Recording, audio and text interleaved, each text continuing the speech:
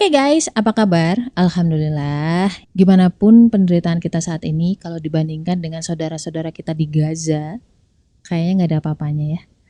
Hal yang sangat simple, bahwa ini adalah tentang kemanusiaan, humanity. Tapi banyak banget orang tuh salah fokus, salah arah. Iyalah, kalau misalkan salah fokus, salah tujuan, jadinya salah arah, betul nggak? Jadinya kita tersesat, buyar. Tapi itulah teknik dari pihak-pihak penghasut ya. Mereka tidak akan defensif yang gimana-gimana, cuma mengalihkan isu aja. Contoh, bahwa mereka berlaku seperti itu karena Hamas duluan nih yang nyerang. Sebenarnya si Zionis itu, si Rahel itu, Israel itu sudah melakukan hal tersebut, kekejaman tersebut dari 75 tahun yang lalu, cuy. Lalu yang kedua, ada yang mengalihkannya dengan bilang bahwa itu loh di bawah kem-kem warga itu ada terowongan-terowongan atau markas si Hamas. Oke, seolah-olah kayak bener ya. Padahal logikanya gini, kita analogikan begini. Ada penjahat di pasar malam gitu. Banyak kerumunan tuh di situ. Ada penjahat tuh bersembunyi di situ misalkan. Tiba-tiba polisi datang. Langsung nembakin semua orang yang ada di pasar malam itu. Dengan alasan bahwa di situ ada penjahat kok. Salah sendiri kenapa lu di situ? Sebenarnya siapa gitu ya penjahatnya. Itu kalau beneran penjahat ada di situ. Kalau misalkan dia pembohong, sebenarnya nggak ada apa-apa di situ, ternyata itu hanya sebagai alasan untuk menembaki kalian. Kira-kira bisa diterima nggak alasan seperti itu? Ada juga yang mengalihkan isu tentang, Palestina seperti itu karena memang Palestina sendiri yang salah. Palestina tidak bersatu. Palestina tidak dekat lagi dengan Allah. Palestina sudah tidak sesuai dengan syariat. Udah mereka menderita, mereka yang merasakan sakit masih disalah-salahin. Kok setega itu gitu. Di saat semua warga Gaza itu kehilangan saudara, kehilangan rumah, mobil, uang, bahkan untuk makan minum saja tuh sulit. Untuk hidup aja tuh sulit. Sampai aku melihat video tuh ada bapak-bapak itu ngambilin genangan air di aspal, ditaruh di bukan drum jeligen. Jeligen, tahu nggak jeligen? Buat apa? Buat minum. Seberat itu ujian mereka. Tapi gua nggak melihat satupun orang Palestina yang jadi korban itu ngumpatin Israel, ngumpatin siapapun lah. Respon pertama kata-katanya adalah ya Allah, alhamdulillah, pokoknya langsung dikembalikan ke Allah. Itu berat ya. Ketika kita dizolimi sama orang kan, otomatis fokus kita pasti ke orang itu kan.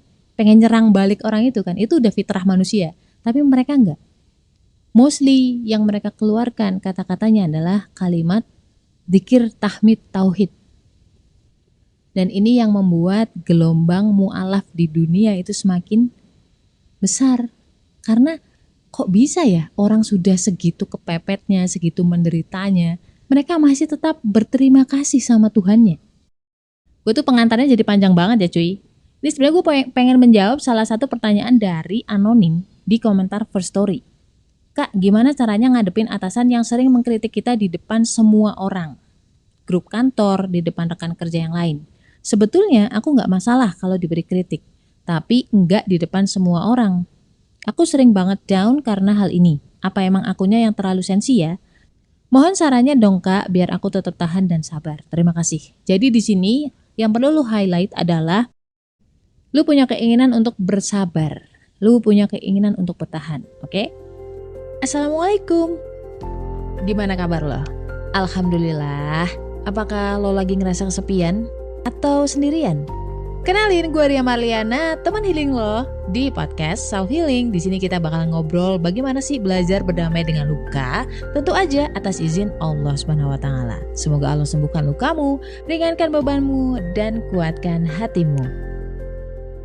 Yang pertama, betul bahwa mau dimarahin, dikritik, dinasehatin kalau itu di depan forum, di depan umum, itu yang kena adalah harga diri lo.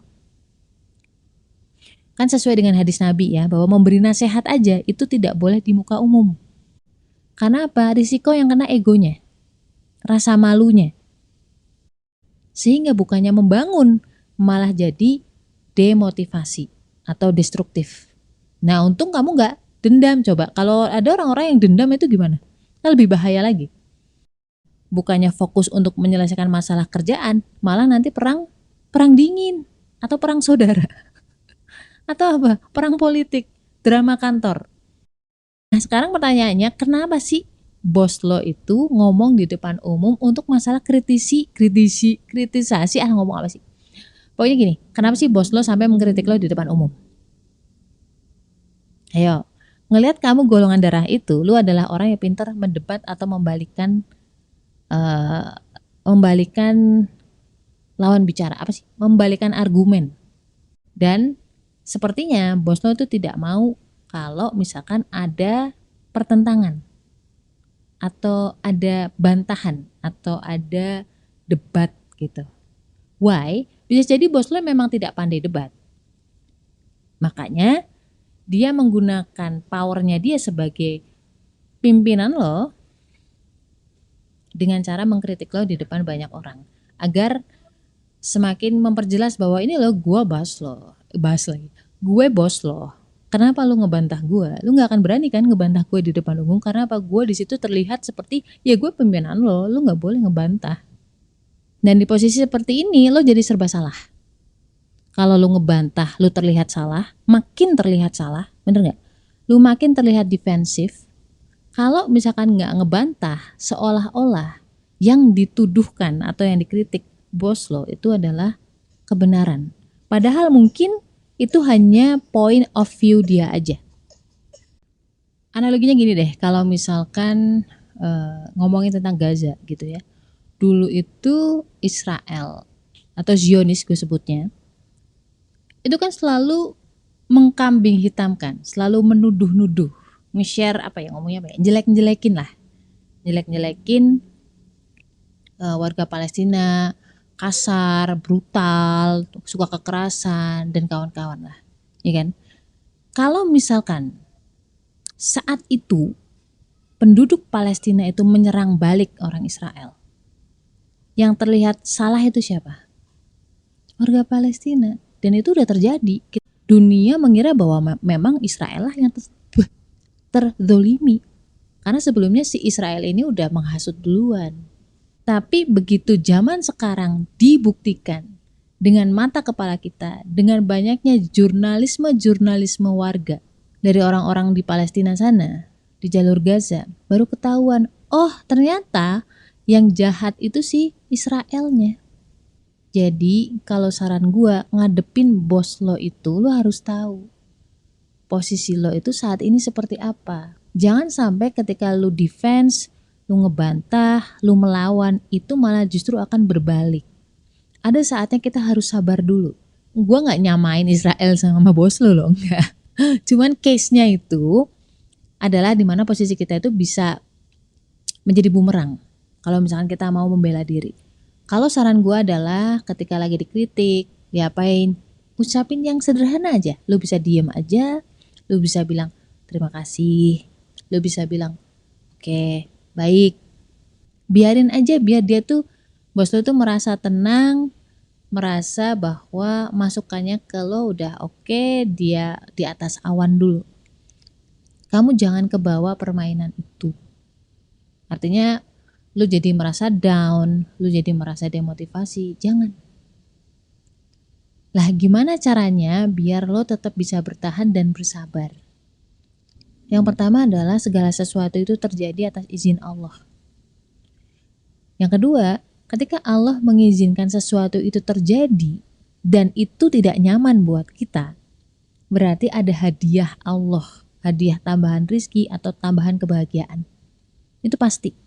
Itu polanya begitu. Jadi gue selalu ngadem-ngademin diri, ya Allah, alhamdulillah hamba mau dapat hadiah nih gitu. Dan yang ketiga adalah bagaimana caranya itu gue tidak annoyed apa ya? Gimana caranya biar gue nggak merasa terganggu dengan tingkah laku orang lain ke gue, ngerti nggak? Ya memang ada masanya dan itu fitrah. Contohnya ketika kita didolimi, ketika kita berantem, ketika kita difitnah, apapun itulah. Pasti kita pengen ngebantah, pengen membela diri, pengen menyelamatkan citra kita juga. Itu udah fitrah. Tapi kalau kayak gitu, gue akan menghadapi orang itu sendirian. Pak, endingnya pasti runyam. Pasti gue kebawa emosi. Ketika lo bisa bersabar, lo berdoa sama Allah, dan di saat seperti itulah justru Allah yang ngebelain kita. Akan ada masa di mana orang yang mendolimi kita, orang yang nyakitin kita, itu kayak kena batunya. Itu gue udah coba. Tapi itu catatannya, jangan kebawa emosi, jangan kepancing. Jadi kadang gue bawa ke tahajud, udah coba tahajud lah gitu, rutinin aja. Di hari itu alhamdulillah itu bisa terlewati. Dia ngapain, dia seperti apa, itu kayak ya kita enteng aja ngejalaninya. Karena once lu kepancing, itu akan jadi bumerang buat lo. Bumerang dari sisi citra dunia. Dan kadang-kadang kalau gue kepancing emosi, itu jadi gue sakit gigi sendiri. Kita belajar lah dari teman-teman dan saudara-saudara kita di Gaza, sudah didolimi segitunya, fokus mereka itu tidak beralih dari Allah. Udah, nanti Allah yang jadi pembela kita. Beberapa kali gue masuk ke sebuah perusahaan, gue gak suka ikut terlibat di dalam drama itu. Kayak, what for? Ya kan? Kita kerja nyari berkahnya Allah, ngapain sih sampai ribut-ribut segala? Rumus yang gak akan pernah berubah di dalam hidup ini adalah ketika lo berbuat baik, balasannya pun akan baik. Ketika lo berbuat buruk, even orang yang diburukin itu gak tahu, at the end lo akan dapat ganjaran buruk pula. Jadi gue kayak gak usah repot-repot membalas, gak usah repot-repot membela diri. Hukumnya Allah itu pasti bekerja. Tinggal tunggu waktu aja. Dan gue gak perlu fokus ke, wah kita lihat nanti gimana. Gak usah, fokus aja ke diri kita. Dan itu gue buktiin 4 years. Bertahun-tahun. Paksain bilang alhamdulillah. Itu dulu. Oke ya, si anonim. Semoga membantu. Teman-teman, mohon doanya untuk saudara-saudara kita di Gaza. Semoga Allah selalu merahmati mereka. Semoga Allah menguatkan mereka. Dan segerakan kemenangan atas mereka. La haula wala quwata illa billah. Stay love and assalamualaikum warahmatullahi wabarakatuh. Buat teman-teman yang pengen nambahin cerita gue atau pengen nanya-nanya, boleh banget klik link komen di bawah. Di bawah mana? Di deskripsi box.